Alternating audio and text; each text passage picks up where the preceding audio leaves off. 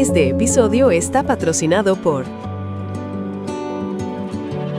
Guardians of Human Rights Foundation. Haciendo de los derechos humanos una realidad global. Nuestra misión es capacitar a los miembros de las comunidades en sus derechos individuales y universales. Dona ahora, ofrece una mano amiga. Invierte en un futuro mejor para todos al donar hoy. Los derechos humanos son para todos.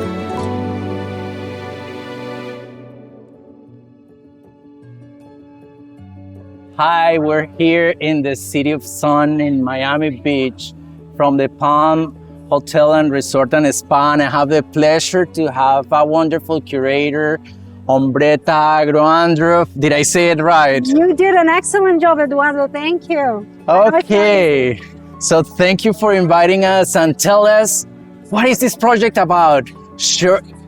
Sheroes of the Ocean Wellness. We just did a wonderful walk on the ocean, and now I'm gonna lead you to Ombretta so she can tell us about this wonderful project.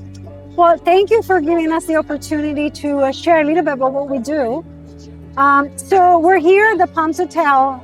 This is part of their wellness month. So every Wednesday, they host an event that has to do with mindfulness, yoga, meditation. And this time we wanted to do something slightly different.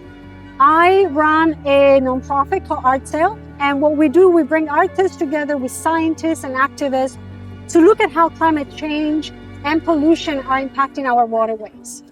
And as part of the program that we do, we started a series of conversations called Sheroes of the Ocean. And what we do, we bring together women from different walks of life, artists, scientists, activists, educators that have one thing in common. And that is their love, passion, and desire to protect our Mother Ocean. And this has been a wonderful experience that we started about 3 years ago. We've had about 30 women that we've represented from all over the world through either online panels or in-person events like this one. And we're grateful that the Palms decided to host this because this is also Florida Climate Week. And so it's an important week where a lot of nonprofits and individuals that are dedicated to protecting our climate and to bring awareness to climate issues are coming together all over Florida, thanks to the Volo Foundation, to talk and discuss and share what they do on behalf of our Mother Earth, essentially, and help us understand how each one of us individually can be active and have agency in doing things in a better way so that we can protect the climate, we can avoid more pollution, and ultimately we can all ensure our livelihood as a human race, because that really is what is at stake here. Wow, this is a lot to take. This is kind of a movement that we're protecting that is something that doesn't belong to you, to me, or to anyone. It belongs to all of us, to humanity. So what is the impact and what is the bottom message that you want to transmit with all these programs that you're creating, Ombretta? So, as you said, this is such a big problem. And often I have people coming at me and saying, well, this is too big. What can I do as an individual to make a difference? Right? It feels when you're hearing the news and you're hearing about climate change and sea level rise and it's getting hotter and the sea and the level of rising of the sea. And it feels like it's overwhelming. And so sometimes for people, it's easier just not to think about it. They'll say, it's something that is too big to tackle. I'm just going to continue my life and enjoy it until, whenever it lasts. And what we're trying to do through these series of events is to make people understand that their actions actually do make a difference. And what I think it's important for people to understand, just choose one or two issues. In my case, it's the ocean. I love the water. When I moved back to Miami 12 years ago, I just reconnected to the ocean. And so for me, my mission is, okay, I want to protect the ocean. What can I do with my background as a curator, as someone who works with artists, to put forward this mission? And so that's what I share with people. So what you do, maybe you're a lawyer, maybe you're a TV person, Maybe you're someone who can donate money to nonprofits just to find out something that you're passionate about. Find out what you can do about it. It may be just writing a check. It may be showing up and doing a beach cleanup. It may be attending an event like this one and meet people, connect with like-minded people, and then act on that. We have the power of our purse, so be mindful when you buy products. Understand how are those products manufactured? Where are these produces grown? Think about, seed to table or farm to table. Something that is not grown on the opposite side of the United States and then trucked here, because that has a much bigger footprint.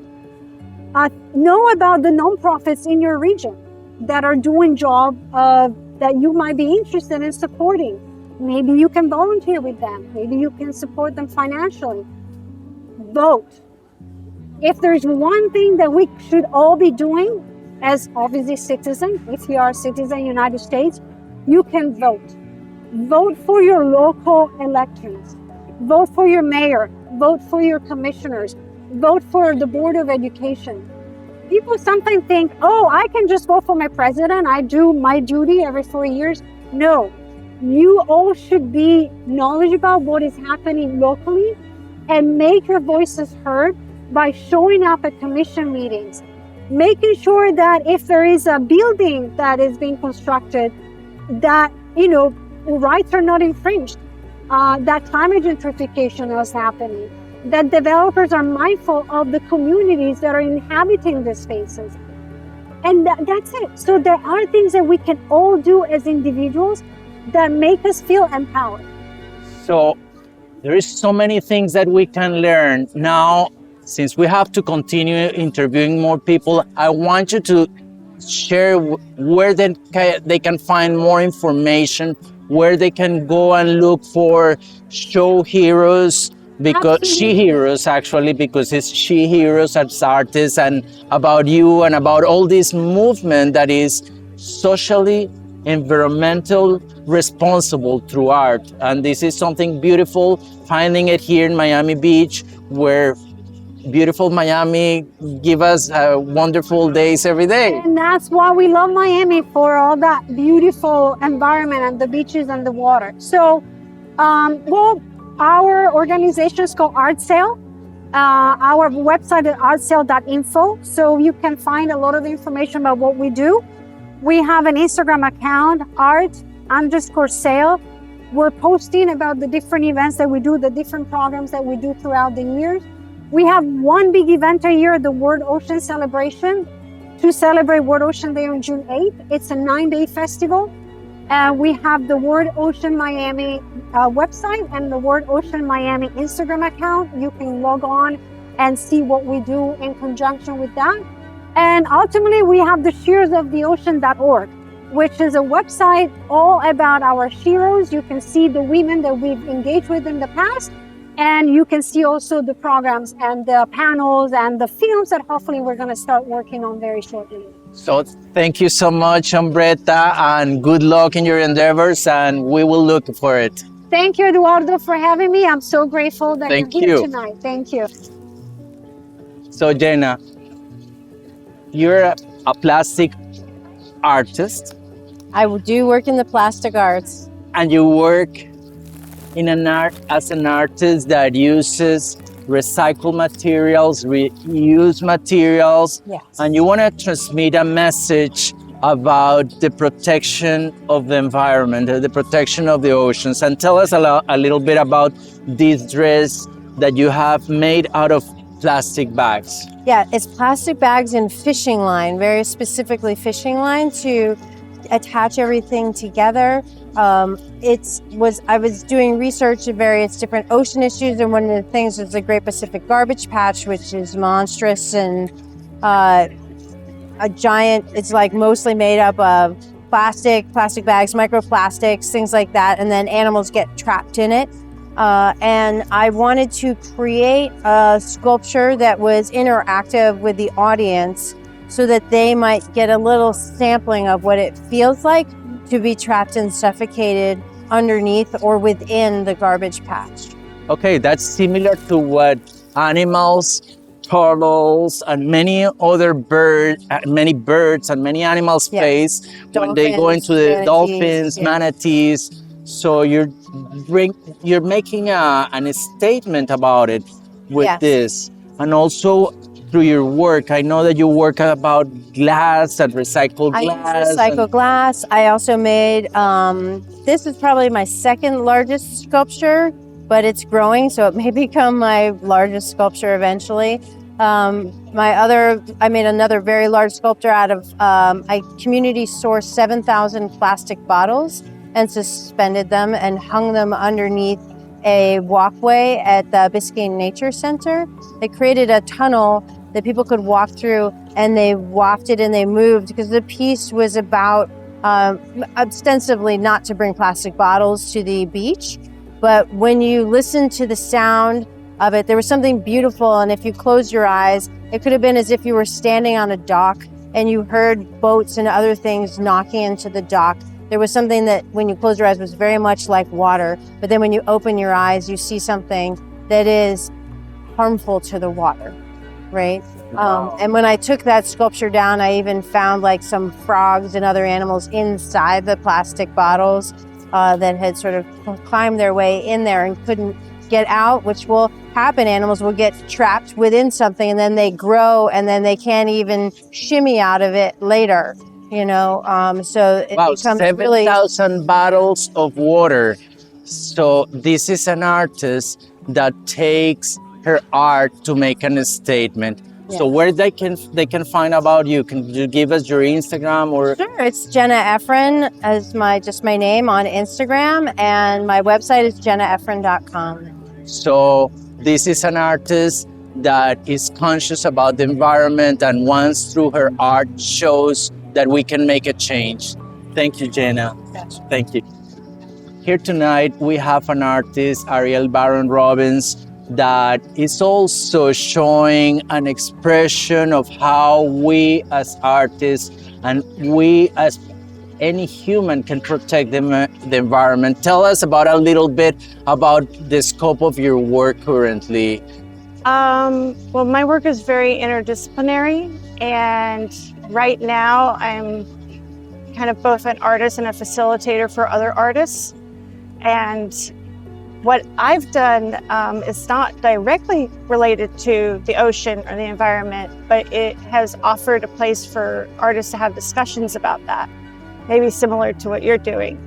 That's exactly that's exactly how you initiate a conversation, because we need to create awareness. Yes, and there's awareness. many different ways, and a lot of time artists know what artists need. So I created a space online where artists can get together and discuss particular topics in the form of art critiques. And so we invited Ombretta to come and be our guest critique leader. She proposed to do one based on the ocean and conservation of the ocean. And then we put out an open call and had artists apply for the program. She selected them, and then they had 6 weeks of discussions about ocean conservation, and I've personally learned a great bit about it. And what I do in those things is I just help facilitate the critiques, I time them, and I also help people build and create artwork, because it's a metaverse environment. So anything that they're thinking of, such as one person created a store that was selling electronics, and then it slowly filled up with water and destroyed the electronics. I help them create those kinds of work. Wow. And turn the visions into reality. Wow, this is very interesting. And before coming here, I had the opportunity to learn about you, and I also see what you have been doing, and is, as you said, it's very diverse. But initiating this conversation, as the conversation that we're having today here at this hotel, is just to making people aware and having that conversation with artists, how we can make that dialogue with our environment. That's something that you do, if I am understanding you right. Absolutely.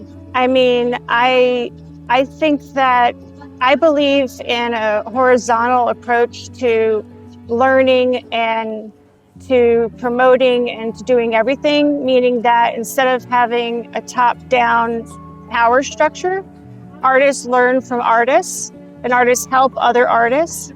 So we're more like links in a chain running horizontally than we are having any sort of power imbalances over each other. So in that way, I facilitate conversations and I help people make their work.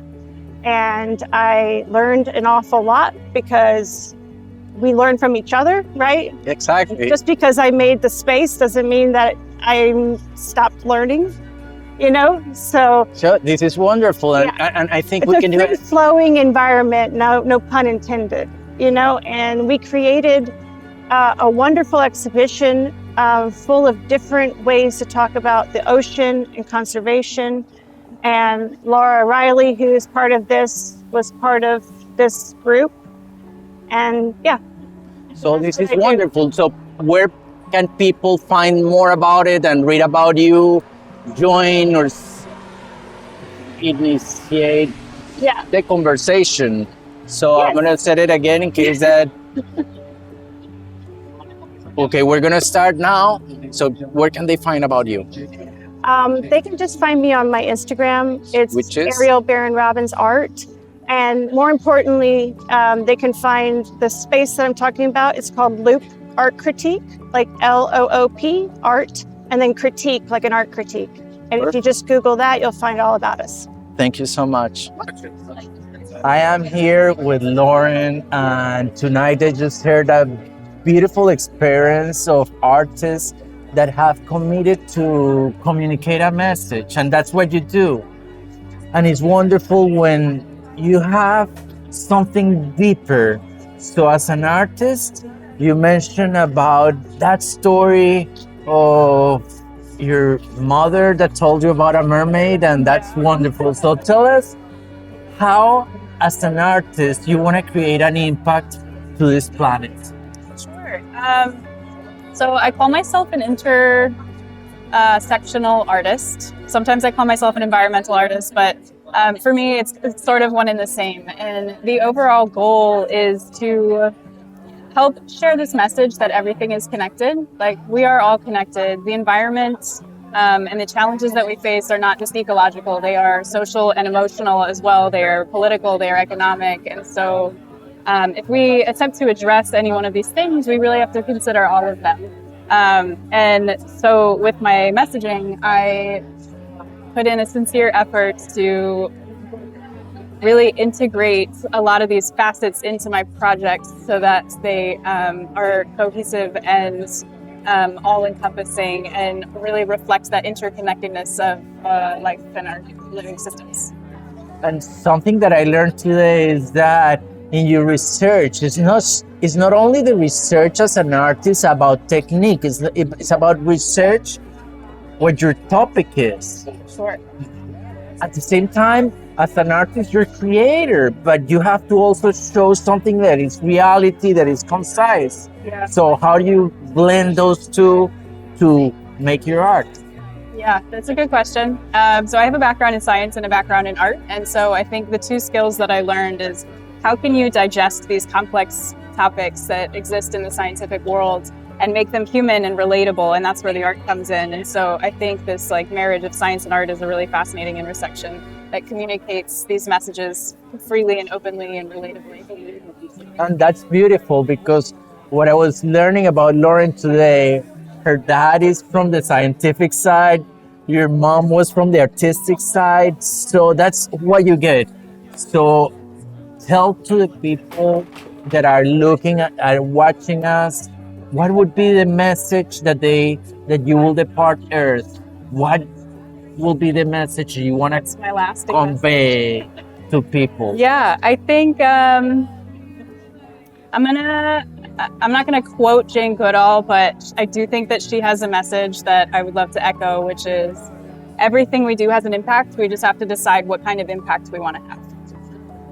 What a beautiful words to close the program that I'm going to ask again, Lauren, to say it once more. Everything we do has an impact. We just have to decide what kind of impact we want to have. Thank you so much. And if people want to know more about Lauren's artwork, they can locate you via your Instagram or your website. How can they? My Instagram is sunrise, sunrei.f, and my website is laurenmriley.com. Wow, wonderful. So thank you so much. Thank you.